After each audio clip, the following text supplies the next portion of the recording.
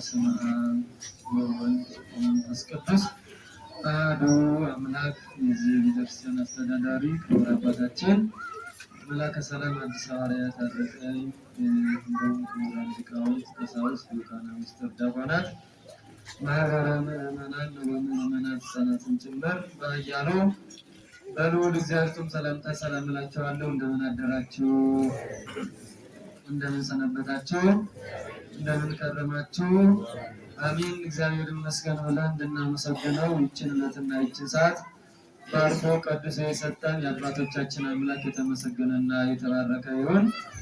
እንዲሁም የድነታችን ጀማሪ የክብራችን አክሊል የሆነችው እናታችን ንጽሕተ ንጹሐን ቅድስተ ቅዱሳን እማ አምላክ ወላዲተ አምላክ ድንግል ማርያም ክብር ምስጋና ይድረሳት። እንዲሁም ቅዱሳን መላእክት፣ ቅዱሳን ነቢያት፣ ቅዱሳን ሐዋርያት፣ ቅዱሳን ጻድቃን ሰማዕታት፣ ደናግል መነኮሳት ሁሉ ክብር ምስጋና ይድረሳቸው። አምላካችን ልዑል እግዚአብሔር በመካከላችን ተገኝቶ እንዳስተምረን የእርሱ መልካም ፈቃድ ይሁንልን። እንግዲህ ያው ጊዜው የመጋቢት የታወቀ ነው።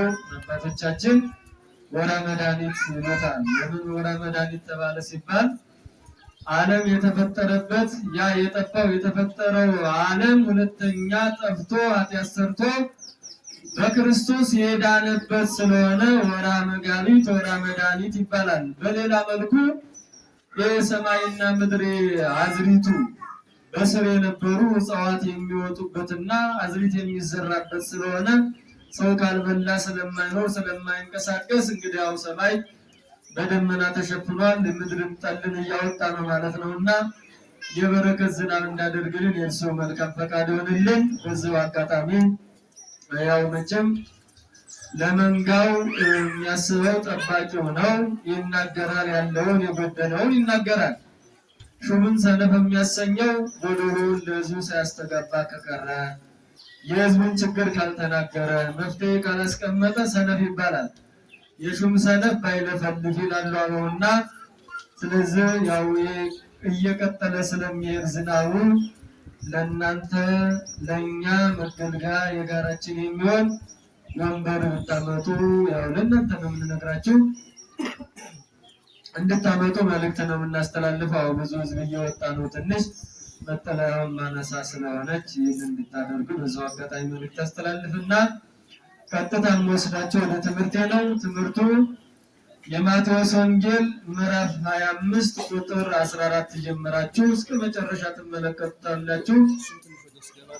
ወአኀዘ ይታሰብም ተቆጣጠራቸው የሚል ይሆናል የትምህርታችን ርዕስ። ምን ይላል? ተቆጣጠራቸው። እንግዲህ መቆጣጠር ምንድነው የሚለውን ማነው ተቆጣጣሪው፣ እንዲቆጣጠራቸውስ የተደረጉት በማፈቃር ነው የሚለውን ነው የምናየው። ይህ ኃይለ ቃል ይህ ትምህርት ምሳሌያዊ ትምህርት ነው። አምላካችን ኢየሱስ ክርስቶስ ወደዛ ዓለም መጥቶ ሲያስተምር በምሳሌ ያስተምሯል። ለነጋዴው በወርቅና በዕንቁ እየመሰለ አስተምሯቸዋል። ነጋዴ ስለ ወርቅና ስለ ዕንቁ ቢነገር ይገባዋል አይደል? በደንብ አድርጎ ያደገበት የሚሰራው ሕይወቱን የቀየረበት የወደቀበትም የተነሳበትም ያተረፈበትም ያጣበትም ስለሆነ ለነጋዴ በወርቅ በዕንቁ እየመሰለ አስተምሯቸዋል። ለገበሬው ደግሞ በእርሻ ነው። ገበሬ በእርሻ ቢነገረው አሁን ገበሬ በሰኔና በግንቦት ለሚዘራው ዘር ምድሪቱን አስቀድሞ መቼ ማዘጋጀት እንዳለበት ገበሬ ነው አይደል የሚያውቀው። አሁን ገበሬው ስለ ግብርና እሱ ቢያብራራ እውነት ለመናገር እኛ የቃል መምህራኖች ነን። ገበሬው ደግሞ የተግባር ሰው ነው። በተግባር የሚያርስ መቼ ማረም፣ መቼ ማጨድ፣ መቼ መቆፈር እንዳለበት የሚያውቅ የተግባር ሰው ስለሆነ ለገበሬው በእርሻ መስሎ አስተምሯቸዋል። ለእናቶቻችን ደግሞ ያው የነሱ ስራ የታወቀ ነው አይደለም። እንጀራውን እንዴት አድርገው እንደሚጋግሩት ለእንጀራው ለሚጋገረው ቀርሚያ መደረግ ቀዳሚ መሆን ያለበት ምንድነው የሚባለው? እርሾ ነው አይደለም? እርሾ ነው። በእርሾ አስተምሯል። አሳ ለሚያጠምድ ደግሞ በዘረነት ላን አስተምሯል። አሳ የሚያጠምድ ሰው አለው የሚይዝበት አሳውንና፣ ስለዚህ እንዳጠቃላይ ነገር በምሳሌ ቅዳሴ ባህል ጠጅ በብርሌ ይባላል።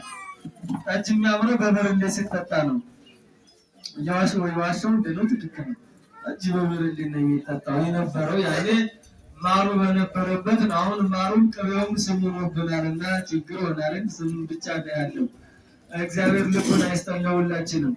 እንደው እግዚአብሔር እየሰጠ እውነት ለመናገር እኛ እንደው ማሩንም ቅቤውንም ባይድ ነገር እንጀራውን ባይ መቼ ሊኖር እንደው በዚህ የመጣው ትርፍ ምን ያህል ዘመን ሊሰጥ ብላችሁ ነው? እና ስለዚህ ቅዳሴ ነገሮችን በምሳሌ ሲነገሩ ያምራሉ። እና አምላካችን ልዑል እግዚአብሔር ሰው በሚገባው ልክ ነው ያስተማረው።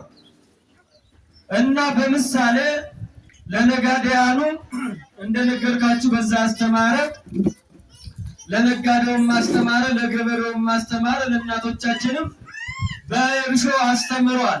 በምሳሌ የተነገረው እንዲገና ነው፣ እንዳይረሳ ነው።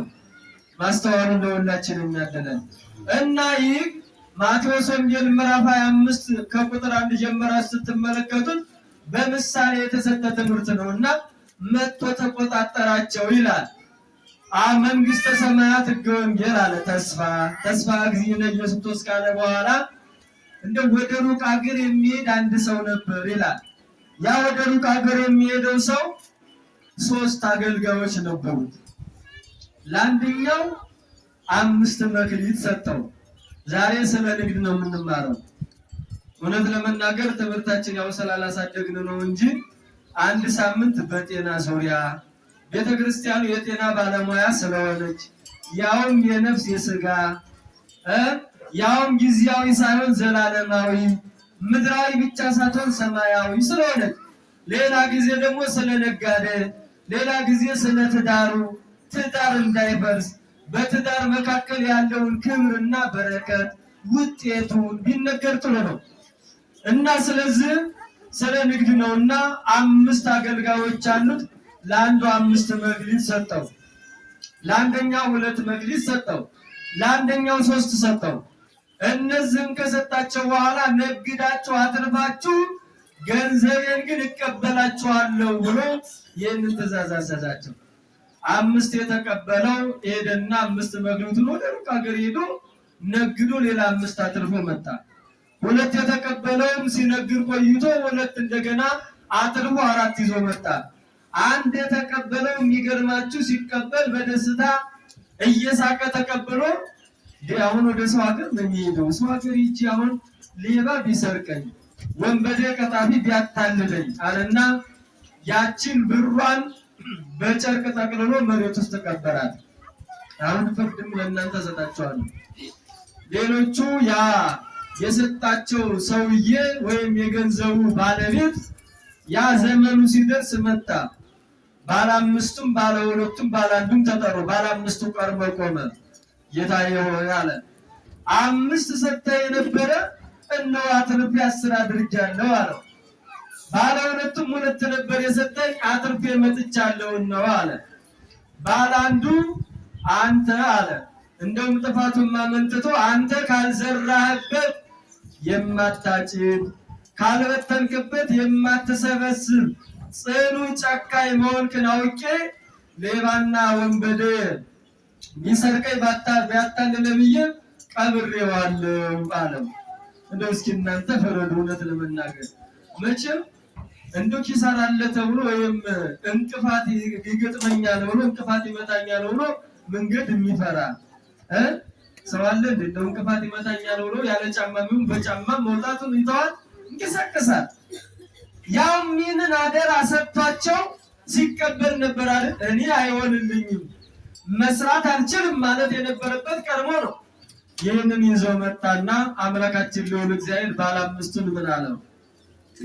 አንተ ታማኝ ባሪያ በጎ ታማኝ ነህ፣ የተሰጠን አትራፊ ይሆናል። በተሰጠ መክሊት 5 አትርፈሃልና ኦ ገብርኄር ወምእመን ዘበህዳት ምእመነ ኮንከ ድበ ብዙ ሰይመከ ባህ ውስተ ፍስሐሁ ለእግዚእከ አንተ በጎ ታማኝ ባሪያ፣ በጥቂት የታመንክ በብዙ ሾምሃለሁ።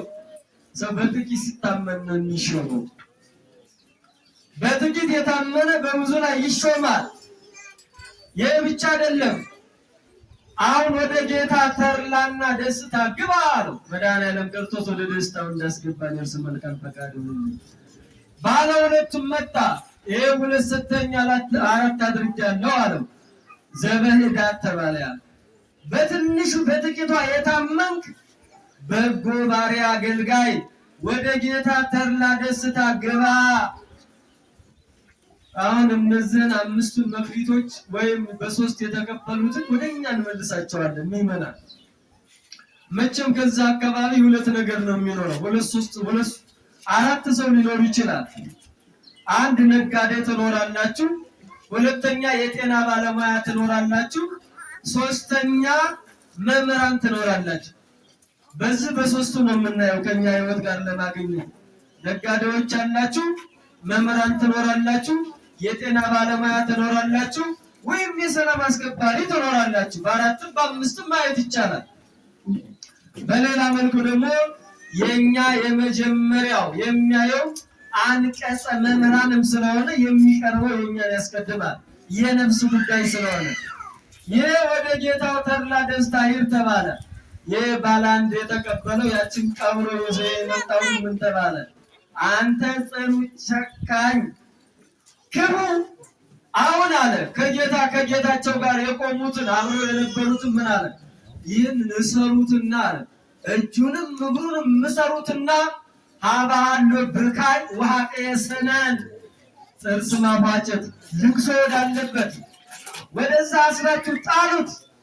ለምን የተሰጠውን አደራ አልተዋጣምና ብሎ ታስሮ እንድጣል ተደርጓል ማለት ነው። ለምን እንድታሰር ሆነ? ለምን ወደ ለቅሶ ተጣለ ስንል የተሰጠውን ኃላፊነት ወይም የተሰጠውን መክሊት በአግባቡ ባለመጠቀሙ ነው። ወገኖቼ ዛሬ እግዚአብሔር ለኛ ያልሰጠው መክሊት ምን አለ? ምናልባት ገንዘብ እንደው መክሊት ስላለ ገንዘቡ ላይ ብቻ ትኩረት አድርገን ከሆነ ተሳስተናል። ጤና ገንዘብ ነው አይደለም። ዓይን ገንዘብ ነው፣ እግር ገንዘብ ነው፣ እጅ ገንዘብ ነው። ይህ አጠቃላይ ትልቁ ነገር በእኛ አቅም የተፈጠረ ነው ወይስ እግዚአብሔር የሰጠን ነው? ይህ አእምሯችን እግዚአብሔር የሰጠው ነው፣ መክሊት ነው፣ የእግዚአብሔር ስጦታ ገንዘብ ነው። ይህንን ግን እግዚአብሔር እንድንጠቀምበት ይፈልጋል። አእምሯችን በጎውን ነገር እንዳስብ፣ ክፉ የሆነውን ነገር እንዲጸየፍ፣ እጃችን የወደቁትን እንድናነሳበት፣ ያዘኑትን እንድናዝናናበት፣ አንደበታችን እግዚአብሔርን እንዳመሰግን፣ እግራችን ወደ ቤተ እግዚአብሔር እንዲመጣ መክሊት ነው አትራፊ ማለት። ይህ ካልሆነ ትርጉም የሌለው ነው የሚሆነው። ይህ መክሊት ነው፣ ገንዘብ ነው፣ የእግዚአብሔር ስጦታ ነው። ስለዚህ ውድ ኦርቶዶክሳውያን መምህራኑም ትውልድ በስነ ምግባር የሚቀርጸው መምህር ነው። መምህራኑ የእውቀት ብርሃን የሚያበራ የእውቀት ፍንጣቂ የሚያሳይ መምህር ነው። አንድ ተማሪ ገና ከአንድ በፊት ያለውን ሲጀምር ያን አንደበቱን የሚፈታለት መምህሩ ነው። 40 ደቂቃ 45 ደቂቃ ቆሞ ያሳየዋል። መጀመሪያ ዓለሙን እንዳየውና ወደ መንፈሳዊ ይመጣለን። እንደው ጥቅልል ነው የማደርጋት 15 ደቂቃ ናት የቀራችኝ። ስለዚህ ያ መምህር ብርሃን የሚያሳየው የእውቀት መንገድ የሚጠርግለት መምህር ነው። ያንን በአግባቡ ከተጠቀመ መክሊቱን የተጠቀመ አትራፊ ማለት ነው። ሰዓቱንም ካልተጠቀመ ለትውልድም እንዲረዳው አድርጎ ካላስተማረ እሱ ልክ አንድ መክሊት ተቀብሮ እንደቀበረውና ወደ ጽኑ ጨለማ እንደተጣለ ፍርዱያ ነው። በሌላ መልኩ የጤና ባለሙያው በሚገባው ታሞ የሄደውን ሲያክመው ከማከሙ በፊት የአእምሮ ሕክምና ነው እውነት ለመናገር የሚቀርበው አይደል? እንደው የአእምሮ ምናምን ነው። እኔ እግዚአብሔር ምስክሬ ነው። እንደው መቼስ ሁሉም ታማሚ ነው ስጋ የለበሰ እንደ ዶክተሩ ከታይ ጀምሮ ያሉት የሚያክሙት ብዙ በስነ ምግባር የታነጹ ደስ የሚሉ ተቀብለው አረጋግተው ከመመርመራቸው በፊት እንዲህ ቢሆንስ ምን ቢገጥም ብሎ አጽናንተው ነው አይደለም ያቀሩ። የሰው መጀመሪያ የአእምሮ ሕክምና ነው የሚፈልገው። ንግግራችንም እንደዛ ነው። ቅዱስ ጳውሎስ እንዲህ ይላል ለኛ ሲመክር ለሁላችን ወይ ነገር ግን ቅሱ ማለት ነው። ንግግራችሁ በጨው የተቀመመ ይሁን ይላል። መልካም ንግግር የጠመመውን ልቡን አይቀና ያደርጋል። ክፉ ንግግር ደግሞ ምን ያደርጋል? ያን የተዘረጋውን ልቡና የተከፈተውን ጆሮ እንዳይሰማ ያደርጋል። አሁን በክፉ ለመልካም ያልሆነውን ነገር አንድ ጊዜ ባወሩባቸው አላይ መስማ መቸገር እንደው ሚካኤል የሚባል ቤተክርስቲያን አያሳየንም። ነገር የሰባኪ ማሴቆሙ ጭራሽ እንደው አዝነን ተክዘን ነው የምንመጣው ነው እውነቱ ነው። ደግሞም አይደረግም። አምላካችን ልዑል እግዚአብሔር እንኳን ሲያስተምር በምሳሌ ያስተምራል። ክፉዎችን እንኳን ሲያስተምር እችን ኃጢአተኛዋን ሴት እንድትሰቀል በእሳት እንድትቃጠል እንኳን ይዘው ሲመጡ ይቺ ኃጢአተኛ ናት ዝሙት ስትሰራ አይተናታል ብለው ሲናገሩ አምላካችን ልዑል እግዚአብሔር ምንድን ነው ያለው? ከእናንተ መካከል ኃጢአት የሌለበት ቢኖር በድንጋዩ ይውገር በእሳት የሚያቃጥል ሲላቸው ፍርዱን ለሕሊናቸውና በመካከላቸው ሲያቀርብላቸው ሁሉም ኃጢአቱን ስለማያውቁ ተነስተው እሱ ዝቅ ሲል ተነስተው ነው የጠፉት። በዚህ መድረክ ላይ የምንቆመው እንደው ቅዱስ ሆነ እውነት ለመናገር ከኃጢአት የነጻን ሆነ ከበደል የነጻን ሆነ አይደለም። ሁላችንም ታካሚዎች ነን። አካሚያችን ግን እግዚአብሔር ነው። ስለዚህ ሲባል ግን ዘወትር ወደ እግዚአብሔር የምንገሰግሰው እኛ በኃጢአት እንደምንወርቅ እናውቀዋለን፣ እንደምንሰናከል ግን የሚያነጻ እግዚአብሔር ስላለ የሚቀድስ እግዚአብሔር ስላለ ነው። እና የሚመናን ለዚህ ሁልጊዜም ቢሆን በቤቱ እንድንኖር እንድንጸና የአምላካችን የሆነ እግዚአብሔር ቅዱስ ፈቃዱ ይሆነልን እና መልካም ንግግር ሰዎችን ያስተካክላል ነው። ንግግራችን አንደበታችን ሁሉ መክሊት የእግዚአብሔር ስጦታ ስለሆነ ለመልካም እንድንጠቀምበት ነው እና ቤተክርስቲያን ደግሞ መምህራን እንደዛ ነው የሚያደርጉት።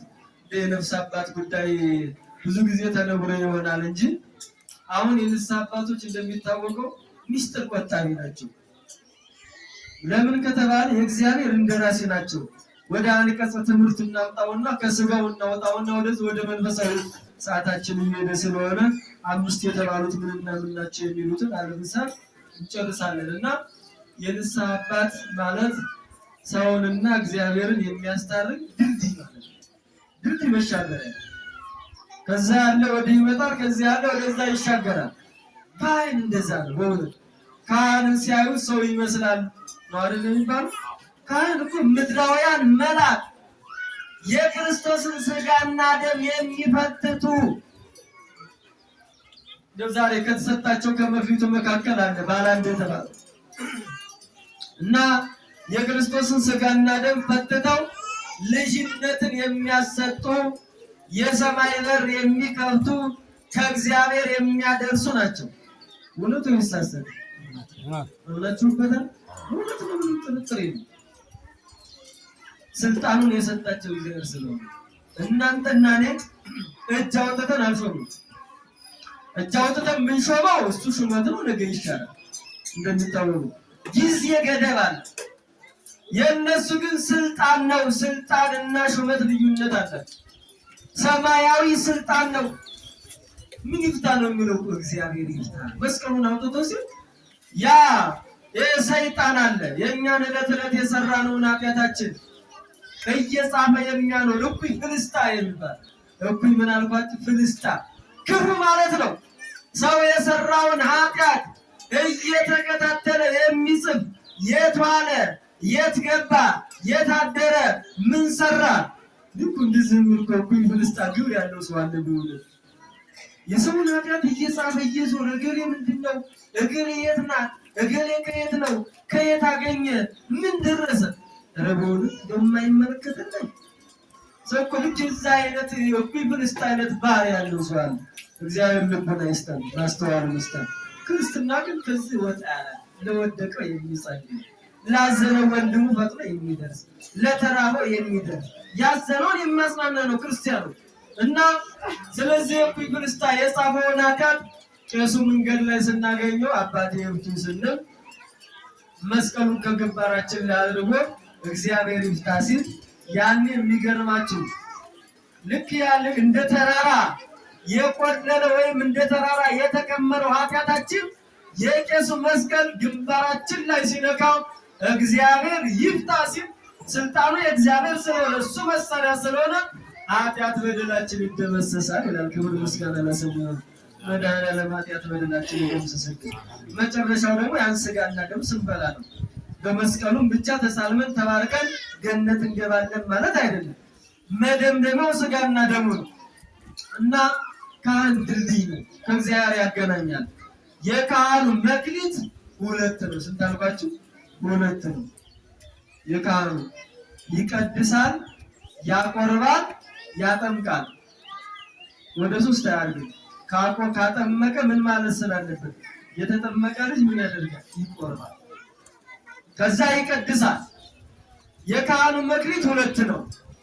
መምህራኑ አሉ ደግሞ መምህራኑ ሊቃውንቱ የመተርጉማኑ ያቋቋሙ የድጓው መምህር የመጻሕፍቱ የዝማሬ የቅዳሴ መምህር እራሱን አስመስሎ መክሮ አስተምሮ በ5 ዓመት በ7 ዓመት ያስመርቅና ለቤተ ክርስቲያን ያበረክታል ማለት ነው።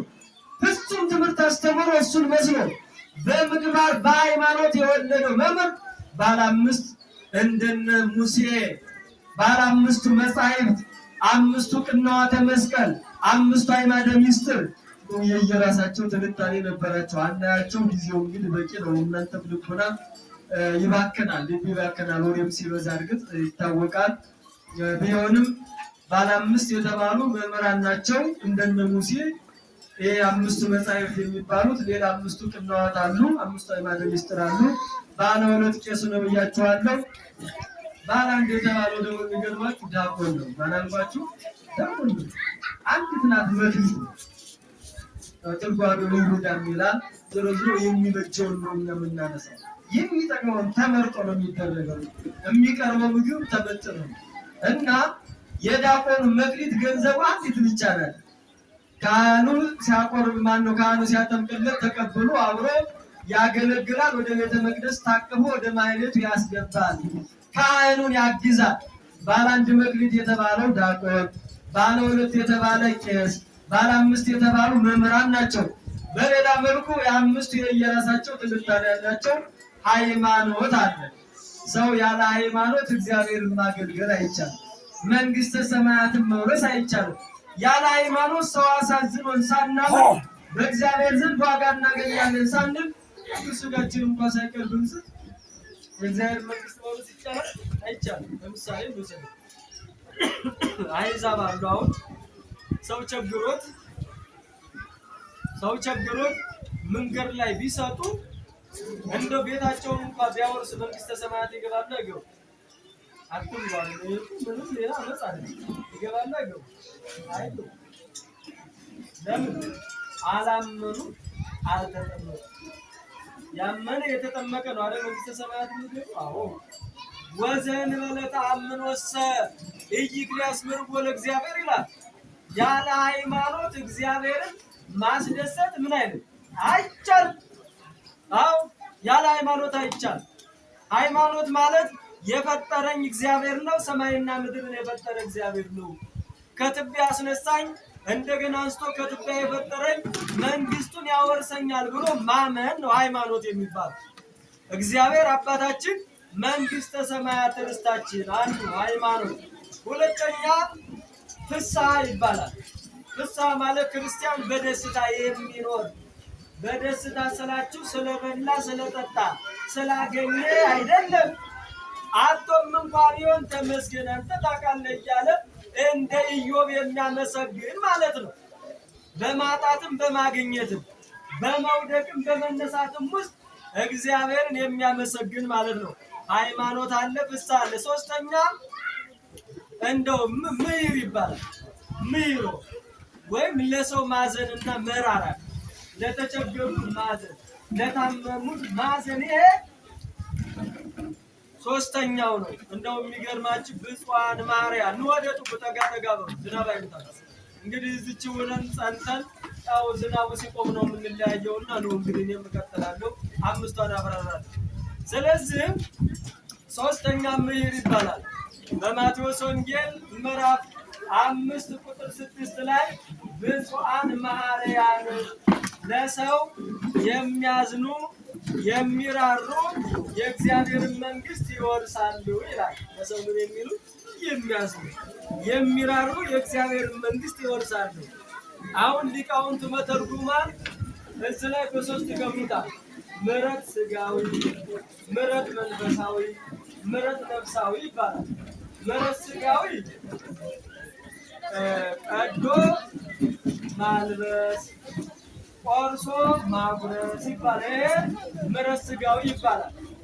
አሁን እንደው ለሌለው እውነት ለመናገር እኛ ቤት ሳጥን ሙሉ ልብስ ሞልቶ እንደው አካሉን የሚሸፍንበት ያጣውን ወንድንክ ያጣችውን እህታችን ያጣችውን እናታችን ያጣውን ሽማግሌ አረጋዊ ያንን መርዳት ምሕረት ስጋዊ ይባላል። በልከኔ ቤት 4-5 ልብስ አለ አንተ ውሰድ ይችን ልበስ ማለት በእግዚአብሔር ዘንድ ትልቅ በረከት ያሰጣል። ከዛ በሌላ መልኩ አሁን ከኛ ቤት 4-5-6 ኩንታል ጤፍ አለ። በርበሬው ለመላው ተዘጋጅቶ ተቀምጧል። ዛሬ አሁን እንግዲህ በዓሉን እየጠበቅን ነው አይደል? ለትንሳኤ ቅድመ ዝግጅት አለ። ያው አሁን ሰው ተቧድነን 5-6 ሆነን የቅርጫ ገብተናል። ጀምረናል አልጀመርንም? ገና ናችሁ? አልጀመራችሁም? በቃ ስለዚህ ተቧድነን ልንቆርብ ነው ማለት ነው። አሁን ልክ እንደዛው እሱ ጥሩ ነው። ይሄን እየነቀምኩት እንዳይመስላል። ይህ መሰረታዊ ነገር ነው። ማህበራዊ ኑሯችን ከሚያስተሳስረው ነገር የቤተ ክርስቲያን አስተምሯ መሰረታዊ ነገር ይሄ መሰረታዊ ነው። ጥሩ ነው። ግን የሚቀርመው የነፍስ ጉዳይ። አሁን እስኪ ለትንሳኤ ልክ ተዋርነን ለቅርጫው 5-10 ሆነን እንደገባን ሁሉ በእውነት እንደው ውሰዱት። ህሊናችሁና እግዚአብሔርን አነጋግሩትና ሲቆራው 5-10 ሆናችሁ ኑቶሎ ለሽማግሌው ወይ ለደካማዋ አጋዥ ሆናችሁና ይሄንንም የነፍሱንም ነገር አድርጉ እና ልክ እንደዛ ሁሉ ምሕረት ስጋዊ የሚባለው አሁን የሚበሉት የሌላቸው አለ አይደል? ቢክራ የሚሌላቸው አሉ። እንዴ ደግሞ በጣም አግንተው ያጡ የሚያሳዝኑ የመቼም ልመና የለመደና እኔ አሁን ለምን ብትሉኝ አላፍርም። ስለምናደር ከውሻ ጋር እየታገልኩኝ አደረኩ እንጂ በአሁን የከተማ አጥር ስለሆነ እንጂ ኮቪዳይን ዛርጄ እንደ ስማ ለማርያም ስለነበረ እንደው የሚገርማችሁ እንጀራው ሲጣፍጥ የተለየች ነው። ቆርጠኝ ተፈለሰኝ እንደው ጉዱ እንደው አየመቤታችን የሷ ስም ያረፈበት መድኃኒት ነው። ከማም ምን ነገር የሚያስፈልገው ነው እና የኢትዮጵያ ሕዝብ የሚረዳው እንደዛ ነበር። ተማሪ ሲቀርባቸው እናቶቻችን ምን ነው ዛሬ ተማሪ ቀረ ምን ሆኖ ነው እያሉ እንጀራቸውን እንደው ትኩሱን እንጀራ እያጠቡ ሽምብራውን፣ በቆሎውን፣ ባቄላውን እያደረጉ እየሰጡ ለኢትዮጵያ ቤተክርስቲያን የዋሉት ውለታ የተለየ ነበር። አሁን ሀገራችን መድኃኒዓለም ክርስቶስ ሰላሙን ያምጣልን። ኦርቶዶክሳውያን ስለ ሰላም ጸልዩ። ሰላም ሲሆን ነጋዴው ይነግዳል፣ ተማሪ ይማራል። የሚማረው ተማሪ ሁሉ ጨለምተኛ ነው እኮ የሚሆነው። በግድ ቢማርም ጨለምተኛ ነው። ሀገር ሰላም ካልሆነ የኔ ትምህርት ምን ያደርጋል ነው የሚለው። ነጋዴውም እንደዛ ነው፣ ጨለምተኛ ነው የሚሆነው። እና አብዝቶ መጸለይ፣ ስለ ሰላም መጸለይ ትልቁ ነገር ነው። እና ለነዛ ልክ እንደነገርኳችሁ ወንጌሉ እንዳለው እኔ እንደነገርኳችሁ አይደለም። ወንጌሉ እንደተናገረው እንደው ልክ መፈሰቻ የሌላቸው ወገኖቻችሁን ታሳቢነት አድርጉ። ግን ለእናንተ አይነገርም። ምን ለመናገር ለዚህ የተባረከ ሕዝብ ነው። ማስተዋስ ነው እንጂ ለእናንተ መንገር ማስተዋስ ግን ይገባል። እነዛ መፈሰቻ ላጡት ለነዛ አንድ ሁለት እንጀራ ካለ ግማሽ እንጀራ ለነሱ መስጠት ምሕረት ስጋዊ ይባላል። ምሕረት ነፍሳዊ ማለት ደግሞ እንደው በክቡር ሃይማኖት በጎ መስሎ ይዞት የሚኖረውን ሰው እሱ አይሆንም። ኃጢአት መስራት፣ ጣዖት ማምለክ፣ ወንድም መግደል፣ ወንድም ማሳደድ ኃጢአት ነው ብሎ ያንን መክሮ አስተምሮ ወደ ንስሐ መመለስ ምሕረት መንፈሳዊ ይባላል። ምሕረት ነፍሳዊ ማለት መጠወተ ርስ ነው። ቅልሲ መጠወተ ርስ ማለት ራስን ለወንድም አሳልፎ መስጠት። ራስን ለወንድም እውነት ለመናገር ይህን እኮ አድርገውታል አይደል? ራስን ለወንድም አሳልፎ መስጠት። ኧረ ገሌማ ከሚሞት ለምን በገሌ ላይማ እኔ ለምን አላደርግለትም ብለህ ያለህን መስጠት። ይህ ትልቅ መክሊት አቅራቢ መሆን ነው። እዚህ ላይ በተርጉማኑ አንጢላሬዎስና ቅዱስ የሚባሉ ሰዎች ነበሩ ባሉ እና አንጢላሬዎስ ባለጸጋ ነው። ባለጸጋ ነው። ቤቱ ሞልቷል። እንደው የሚበላው የሚጠጣው የሚቆጠረው ወርቁም ምንቁም ቤቱ ሞልቷል። እና የሚገርማችሁ ደግሞ ገንዘብ እያለው ጨካኝ ነው።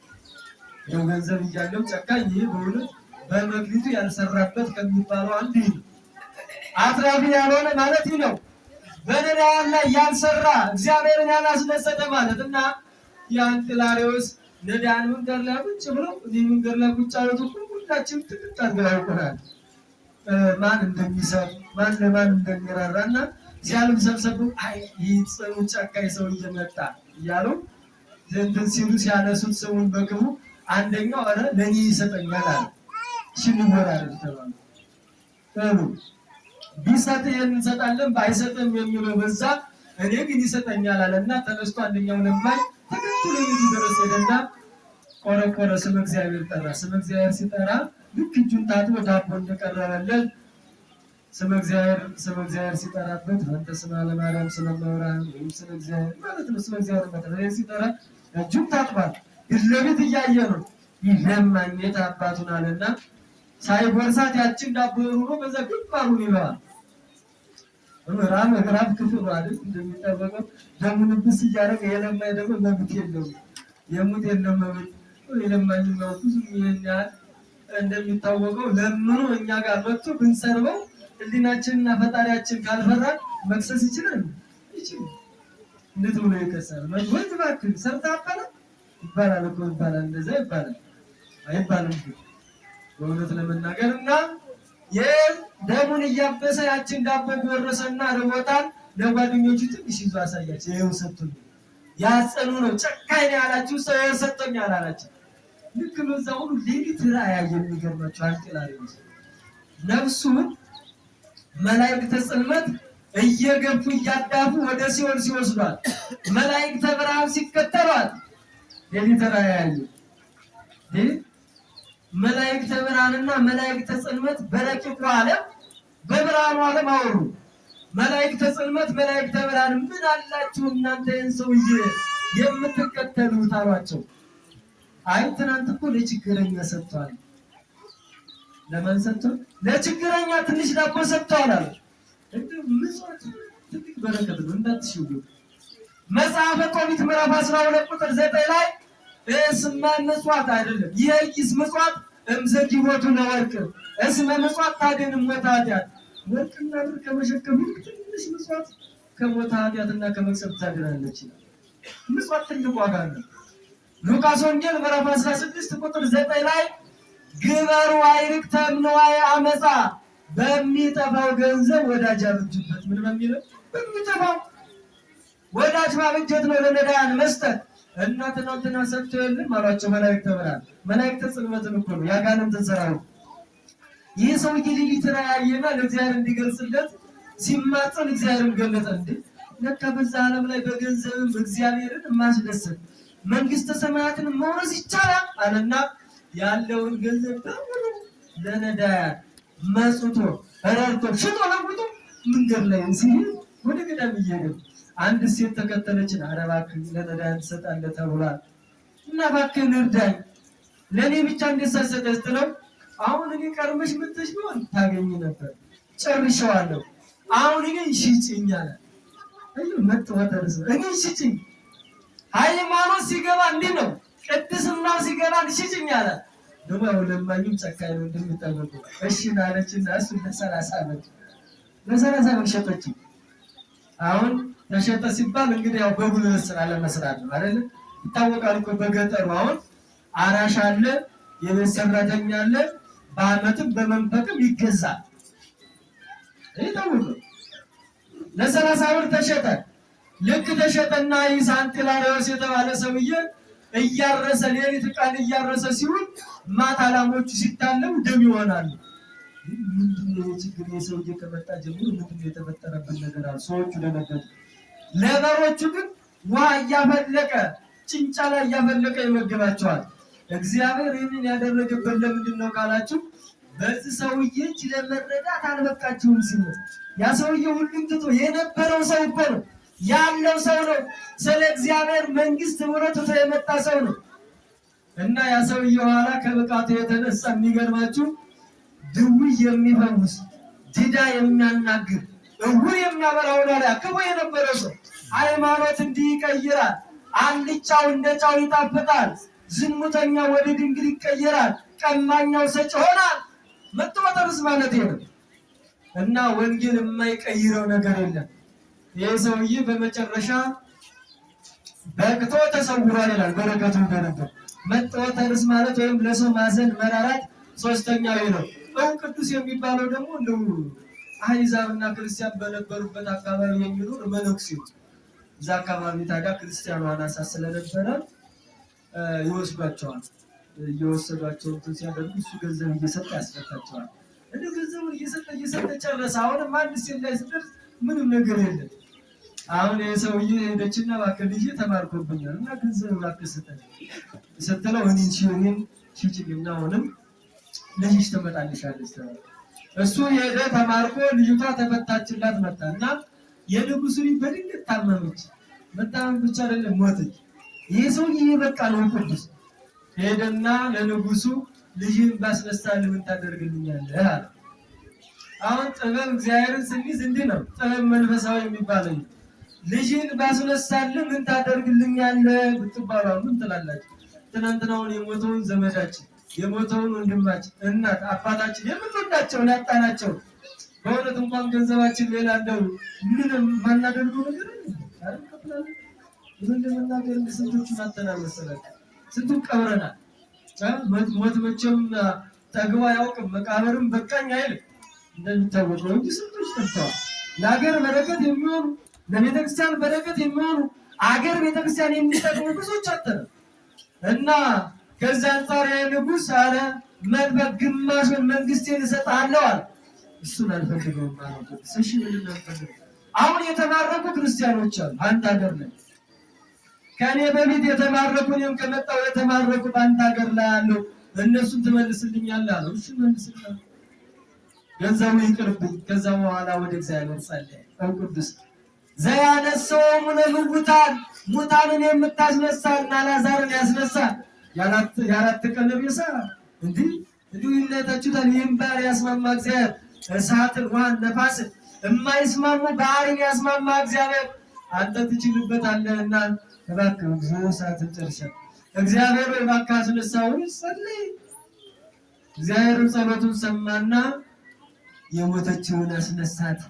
የታሰሩትንም የተማረኩትን ነፃ ወጡ። አምላካችን እግዚአብሔር በህሊና የሞቱትን እግዚአብሔር ያስነሳለን። የህሊና ሞት ከባድ ነው አይደል? አላገኝም የሚል የህሊና ሞት፣ አልፈወስም የሚል የህሊና ሞት አለ።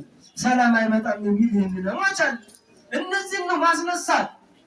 የሞተው ማን ጊዜ ይባል ወደ ክርስቶስ ይሆን። እነዛን አስነስቶ የታሰሩትን አስፈታለ።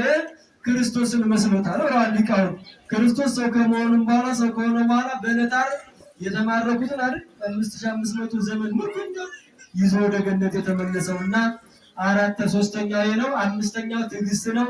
በመከራ መታገስ፣ በጾም መታገስ፣ በጸሎት መታገስ ነው። አምስተኛው ተስፋ ነው። ክርስቲያን የሚኖረው በተስፋ ነው።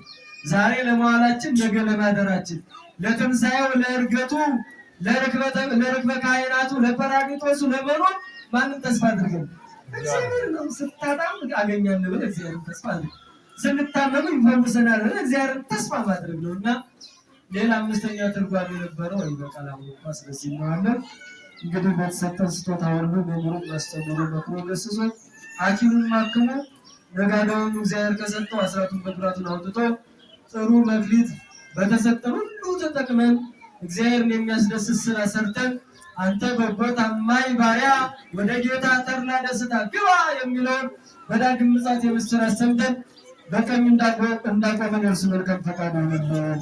ለመከረን የገሰጸን የአባቶቻችን አምላክ የተመሰገነና የተባረከ ይሁን። መቆየን ባስረዘምኩት ይቅር በለን።